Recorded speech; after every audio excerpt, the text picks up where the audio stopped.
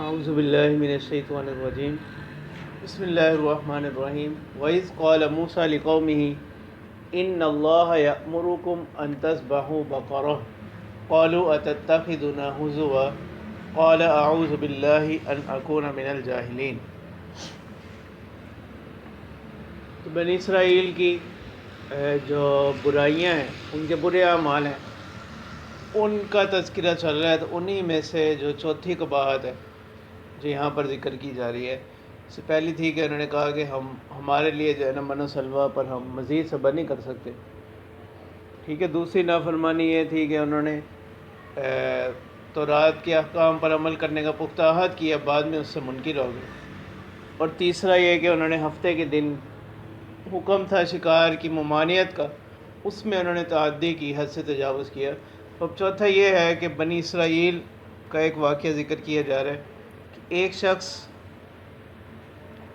عامیل نامی ایک شخص، ٹھیک ہے، عین الف میم یا لام، اس کو اس کے بھتیجے نے قتل کر دی، یعنی وراثت کے لیے، وراثت کی لالچ کے اندر آ کر اس عامیل نامی شخص کو قتل کیا، اور اس کی جو لاش تھی نا، اس کو اس نے محلے کے اندر ڈال دی، ٹھیک ہے۔ اور صبح کو اس نے جو ہے مطلب لوگوں میں بات مشہور کر دی کہ اس طرح میرے چچا کو کسی نے قتل کر دیا، تاکہ اہل محلہ کے اوپر الزام ڈال کر ادھر سے وراثت کو بھی سمیٹ لے اور ادھر سے جو ہے نا ان سے بھی کیا کر لے، یعنی اس کا خون بہا، اس کی دیت وصول کر لے۔ تو اب قاتل معلوم نہیں تھا، تو اب یہ معاملہ جو ہے نا حضرت موسیٰ علیہ السلام تک یہ بات پہنچی، تو اللہ تبارک و تعالیٰ نے حکم دیا کہ ایک گائے ذبح کی جائے، ٹھیک ہے، ایک گائے ذبح کریں، اور اس گائے کا جو ہوگا نا، اس کا خون یا گوشت کے بعد اجزاء اس میت کے اوپر لگائیں گے تو وہ خود بول پڑے گا کہ مجھے کس نے قتل کیا، ٹھیک ہے۔ اب ان کو گائے ذبح کرنے کا حکم دیا گیا تھا، جیسے حدیث مبارکہ میں آتا ہے کہ اگر ان کو جس وقت گائے ذبح کرنے کا حکم دیا گیا یہ اسی وقت ذبح کر لیتے، مطلب کوئی بھی گائے لے کر اس کو ذبح کر لیتے، تو یہ اتنی مشقت میں نہ پڑتی، ٹھیک ہے۔ انہوں نے اس گائے کے ذبح کے حکم کے اندر پہلے تو اولاً اس کا مذاق اڑایا، پھر انہوں نے اس کی صفات کے بارے میں، اس کی کیفیات کے بارے میں جو ہے نا سوال شروع کر دیے۔ مطلب انہوں نے یہ سمجھا کہ اللہ تعالیٰ نے خاص کوئی گائے ذبح کرنے کا حکم دیا، حالانکہ یہاں قرآن پاک میں بھی نکرہ ذکر کیا گیا، ان تذبحوا بقرہ، ٹھیک ہے۔ بقرۃ، اس لفظ میں بھی اشارہ اسی طرف ہے، تنوین جو ہے نا وہ تنکیر کے لیے، کہ کوئی بھی گائے ذبح کر لیتے تو وہ کافی ہو جاتا، لیکن انہوں نے سوال و جواب کر کر، کیلو کال کر کر کے خود اپنے آپ کو مشقت میں ڈال لی، ٹھیک ہے۔ تو ایک قباحت ان کی ہے کہ اس طرح جو ہے نا، یعنی پیغمبر کی بات کو چاہیے تو یہ تھا کہ فوراً مان لیتے، لیکن انہوں نے اس کے اندر جو ہے نا طرح طرح کے سوالات شروع کر دیے، کیلو کال شروع کر دی، ٹھیک ہے۔ اسی لیے اللہ تبارک و تعالیٰ قرآن پاک میں فرماتے ہیں، یعنی لا تسألوا عن اشیاء ان تبد لکم تسؤکم، مطلب یہ کہ جتنی بات پیغمبر بتا دیں اور وہ سمجھنے کی حد تک کافی ہو تو اس میں زیادہ کیا نہ کیا جائے، کیلو کال نہ کی جائے، ٹھیک ہے۔ عام طور پر بھی اس کو پسند نہیں کیا گیا، اسی لیے اللہ تعالیٰ فرماتے ہیں کہ اے ایمان والو، ایسی چیزوں کے بارے میں سوال نہ کرو، ان تبد لکم تسؤکم، کہ اگر اس کا جو ہے مطلب تمہیں وضاحت کر دی جائے تو تمہیں ناگوار گزرے، ٹھیک ہے۔ اسی لیے احادیث میں آپ صلی اللہ علیہ وسلم نے فرمایا کہ اللہ تعالیٰ نے ناپسند کیا کس چیز کو، زیادہ کیلو کال کرنے کو، زیادہ سوال جواب کرنے کو، ٹھیک ہے۔ ہاں کوئی بامقصد سوال ہوں اس کی جو ہے نا حوصلہ افزائی کی گئی، یعنی محض سوال کرنا، سوال برائے سوال ہو، اس کا مقصد کچھ بھی نہ ہو، اس کو ناپسند کیا گیا شریعت کے اندر، ٹھیک ہے۔ جیسے حدیث مبارکہ میں بھی آتا ہے کہ آپ صلی اللہ علیہ وسلم جو ہے نا حج کا ذکر فرما رہے تھے، ایک صحابی نے 3 مرتبہ پوچھا کہ کیا یہ ہمارے اوپر ہر سال یہ حج کرنا فرض ہوگا، تو آپ صلی اللہ علیہ وسلم جو ہے نا خاموش رہے، اور پھر آپ نے فرمایا کہ اگر اس کے جواب میں جو ہے نا میں مطلب نام کہہ دیتا تو ہر سال کے لیے حج کیا ہو جاتا، فرض ہو جاتا، اور پھر تم لوگ جو ہے نا مشقت میں پڑ جائے، ٹھیک ہے۔ اسی لیے اللہ تبارک و تعالیٰ قرآن پاک میں آپ صلی اللہ علیہ وسلم کی صفت کیا بیان فرماتے ہیں؟ بالمؤمنین رؤوف الرحیم، کہ مومنین کے حق میں ہی کیا ہیں شفقت کرنے والے، مہربانی کرنے والے، ٹھیک ہے۔ اور احادیث میں آپ صلی اللہ علیہ وسلم نے بنی اسرائیل کی جو ہلاکتوں کے اسباب، یعنی پہلی امتوں کی جو ہلاکتوں کے اسباب بیان فرمائے، ان میں ایک سبب یہی کہ وہ اپنے انبیاء سے جو ہے نا بہت زیادہ کیل و کال کیا کرتے تھے۔ تو انہوں نے گائے کے بارے میں مختلف سوال شروع کر دیے، ٹھیک ہے۔ تو اللہ تعالیٰ کی طرف سے ان کو اس کے جوابات آتے گئے، ساتھ جیسے آگے بات آ بھی جائے گی، ٹھیک ہے۔ تو گائے ذبح کی گئی، اس کا جو ہے نا خون یا اس کے گوشت کے بعض اجزاء اس مقتول شخص کے جسم پر لگائے گئے۔ اس نے خود بتا دیا کہ جو مجھے جو ہے نا میرے مطلب بھتیجے نے قتل کیا، اور دوبارہ جو ہے وہ شخص وفات پا گیا، یعنی صرف اتنا کرنے کے بعد۔ تو اس میں بھی خاص گائے کا حکم اس وجہ سے دیا گیا کہ انہوں نے جو ہے یعنی بچھڑے کو ہی معبود بنایا تھا۔ اس میں ایک تو ان کو یہ چیز بھی بتانی تھی کہ جو چیز مطلب خود جس کو ذبح کرنے کا حکم دیا جا رہا ہے وہ کیسے معبود ہو سکتا، ٹھیک ہے۔ اور دوسرا اللہ تعالیٰ نے اپنی قدرت کا اظہار بھی اس میں مقصود ہے۔ تو اللہ تبارک و تعالیٰ فرماتے ہیں وَإِذْ قَالَ مُوسَىٰ لِقَوْمِهِ إِنَّ اللَّهَ يَأْمُرُكُمْ أَن تَذْبَحُوا بَقَرَةً، کہ یاد کیجیے اس وقت کو جب کہا موسیٰ علیہ السلام نے اپنی قوم سے کہ اللہ تبارک و تعالیٰ تمہیں حکم دیتے ہیں کہ تم گائے ذبح کرو، یعنی کوئی بھی گائے ذبح کر لو۔ قَالُوا أَتَتَّخِذُنَا هُزُوًا، یعنی انہوں نے کہا کہ کیا آپ ہمارے ساتھ مذاق کرتے ہیں؟ مطلب ایک شخص قتل ہوا ہے، اس مقتول کی تعیین کے ساتھ جو ہے نا ذبح بکر کا کیا تعلق، ٹھیک ہے۔ یعنی انہوں نے پیغمبر کے حکم کا مذاق اڑانا شروع کر دیا۔ قال اعوذ باللہ ان اکون من الجاہلین،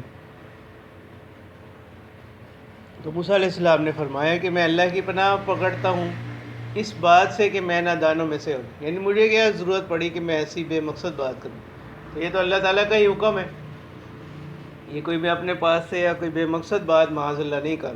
قالوا ادع لنا ربک یبین لنا ما ہی، انہوں نے پہلا سوال یہ کیا کہ آپ ہمارے لیے ربک، ٹھیک ہے۔ پھر ایک مطلب یہ بھی ایک گستاخی پر مبنی جملہ ہے، یعنی انہوں نے کہا کہ مطلب اشارہ اس طرف ہے کہ اللہ تعالیٰ ان کے بھی پروردگار، لیکن وہ صرف حضرت موسیٰ علیہ السلام کی طرف نسبت کرتے۔ تو انہوں نے کہا کہ اپنے پروردگار سے ہمارے لیے آپ پوچھیں یبین لنا ما ہی، کہ وہ بیان کریں ہمارے لیے ما ہی، کہ وہ گائے کیسی ہونی چاہیے۔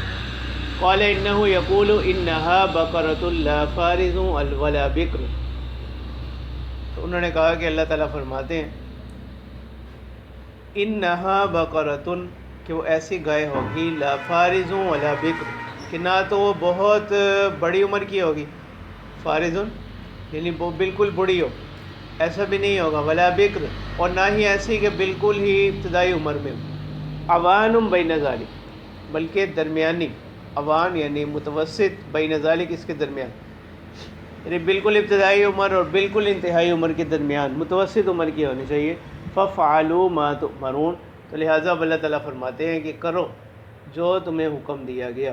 قَالُوا ادْعُ لَنَا رَبَّكَ يُبَيِّن لَنَا مَا لَوْنُهَا، اب انہوں نے دوسرا سوال یہ کر دیا کہ اپنے پروردگار سے سوال کرے کہ اس کا رنگ کیا ہوگا، تو اللہ تعالیٰ فرماتے ہیں قال انہ یقول انہا بقرۃ صفراء، تو حضرت موسیٰ علیہ السلام نے فرمایا کہ اللہ تعالیٰ فرماتے ہیں کہ وہ ایسی گائے ہوگی جو زرد رنگ کی ہوگی، اور فاقع لونہا، اور تیز رنگ، یعنی اس کا رنگ جو ہے نا وہ تیز ہوگا، تسر الناظرین، اور دیکھنے والوں کو کیا کرتی ہوگی، بھاتی ہوگی، یعنی ایک ایسا تیز رنگ بھی نہیں ہوگا کہ وہ آنکھوں میں چبھتا ہو، ٹھیک ہے، بلکہ وہ دیکھنے والوں کو بھلی لگتی ہوگی۔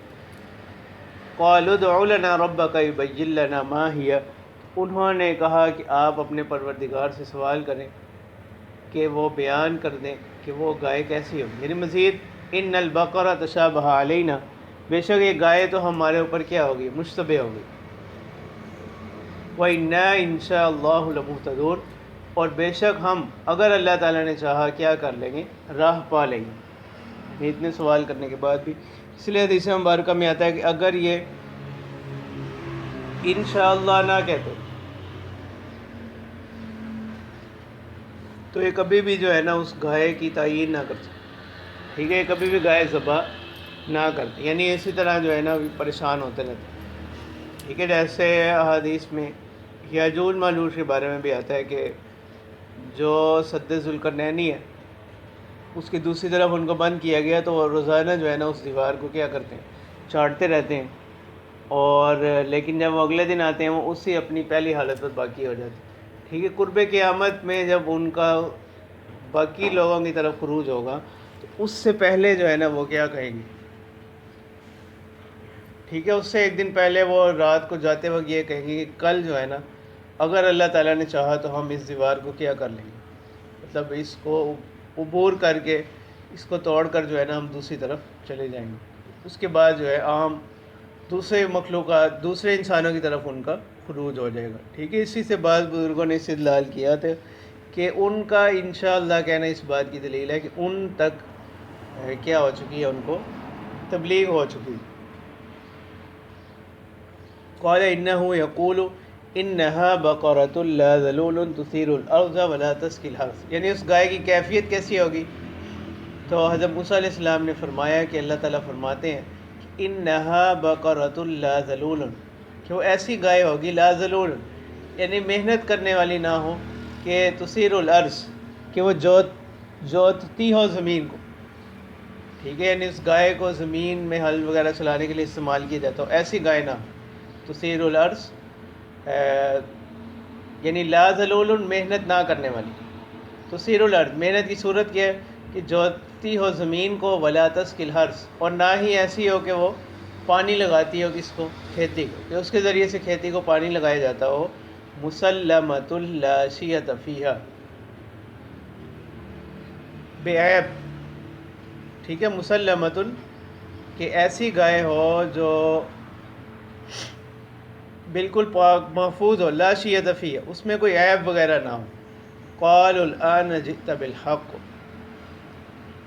تو انہوں نے کہا کہ اب جو ہے نا اب کیا ہے، اب آپ حق بات لے کر آئیں، یعنی اب وہ گائے جو ہے نا ہمارے اوپر پوری طرح واضح ہو چکی ہے۔ فذبحوها وما كادوا يفعلون، اللہ تبارک و تعالیٰ فرماتے ہیں کہ انہوں نے جو ہے نا اس کو کیا کیا، فذبحوها، اس گائے کو ذبح کیا، وما كادوا يفعلون، یعنی اولاً وہ ایسا کرنے والے نہیں تھے، ٹھیک ہے، لیکن بالآخر جو ہے نا انہوں نے اس کو ذبح کر دیا۔ اب اللہ تبارک و تعالیٰ جو ہے نا اس قصے کی ابتدا ذکر کر، ٹھیک ہے۔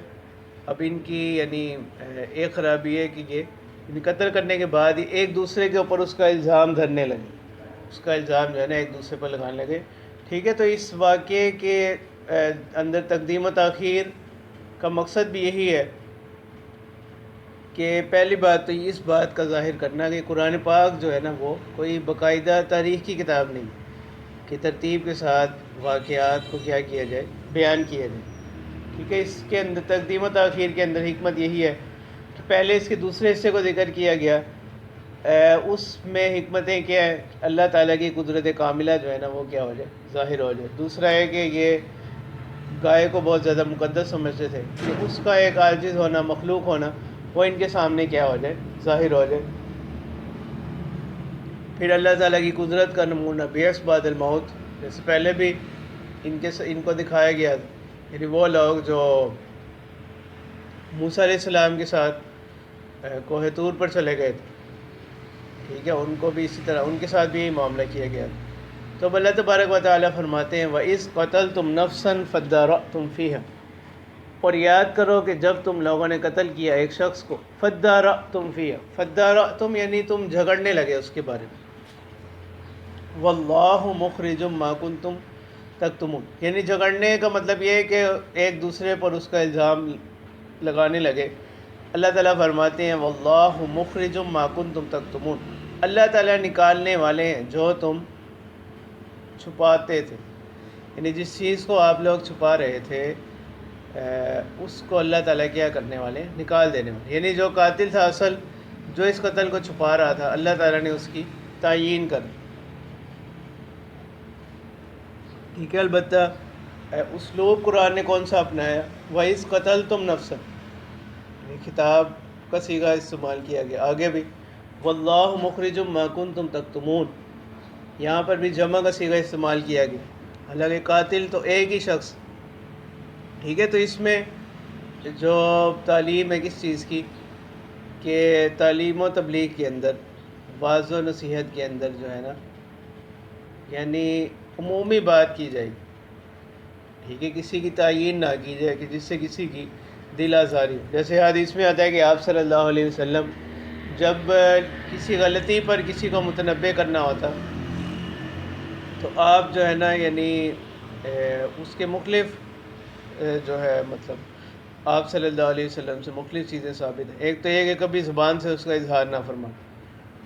ٹھیک ہے. جیسے صحابی فرماتے ہیں کہ ہم آپ کے چہرے سے اس بات کو پہچان لیتے تھے کہ آپ صلی اللہ علیہ وسلم جو ہے اس کام کو ناپسند کیے.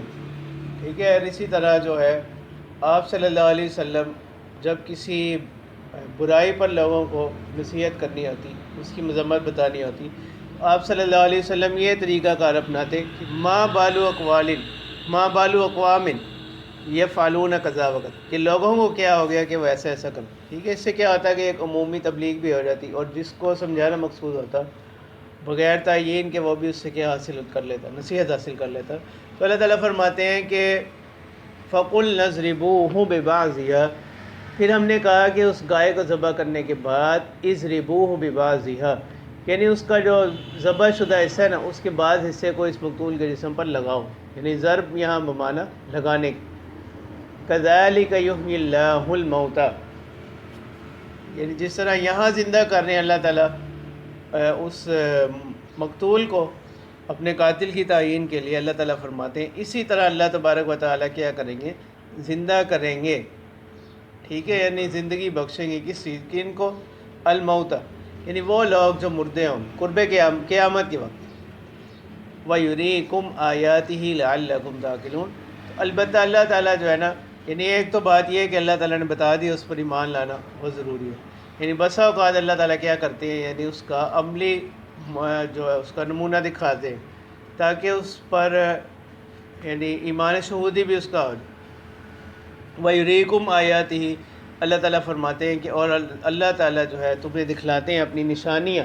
لَعَلَّكُمْ تَعْقِلُونَ. ٹھیک ہے. اس کا مقصد کیا ہے؟ کوئی مطلب اپنی بڑائی مقصود نہیں ہے. اللہ تعالیٰ کی شان ویسے ہی بلند ہے.